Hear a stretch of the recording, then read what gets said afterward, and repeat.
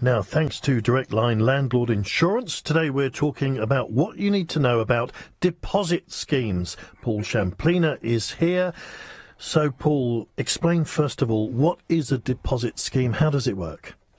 A deposit scheme was a law that was brought in by the government in April 2007 in England and Wales, whereby if a deposit is taken, the landlord has to place it in a government-bonded scheme, which really was to help for consumer groups where they were saying that a lot of tenants were cheated out of the deposits by landlords. So it's a scheme where it can be governed. Is it one scheme, or are there lots of different types of deposit schemes? Yeah, there's three different schemes. There's a scheme called that's called the Deposit Protection Scheme, the Tenancy Deposit Scheme, and My Deposits Scheme, okay, which is a bit more landlord friendly. And how that actually works is that you would get the deposit either in a custodial scheme, which means that they would hold the money, and if there was a dispute, what would actually happen is it would go to an arbitrator, and the evidence would be filed before the arbitrator, and they would, basically turn around and say, well, an award can go to the landlord because of the certain damages. And there's also an insurance-backed scheme where the landlord can hold it, and there's an insurance proviso where the landlord can keep the money, and then the arbitrator would make a decision on it. And in terms of what the landlord has to do, what information do you have to give your tenant then in terms of the deposit scheme?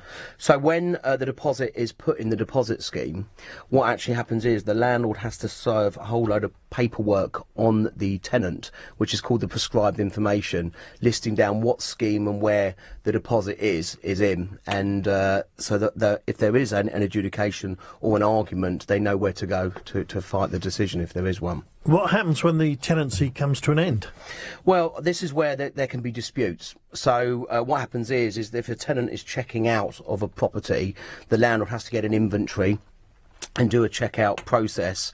Give the tenant a copy of the inventory, and if there is a dispute, then what happens is it goes to the arbitrator of the deposit scheme, and then they would argue with regard to the damages. So a big argument is wear and tear, which is a real big common argument, and also a big argument is dispute over cleaning. 1 in 3 decisions are made with regard to cleaning damages that are made.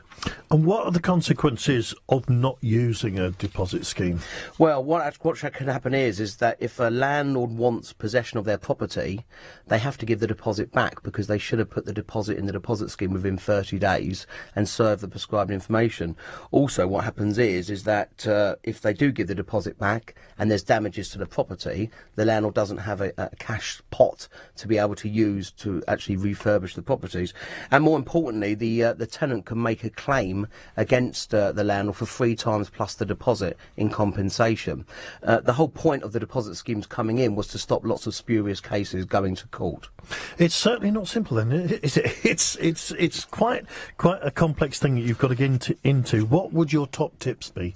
Well, the top tips would be that whoever you're using with regard to the deposit scheme is you ask the scheme provider how much does it cost to use the scheme, how does their administration work, how quickly do they get the return of the deposit from the tenant, how does a single claims process work, and what percentage of disputes are settled in the landlord's favour.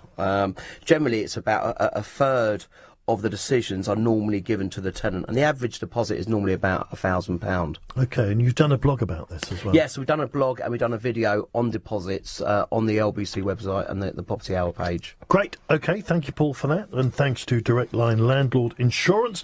And for more information and for the chance to win a tech bundle, go to lbc.co.uk.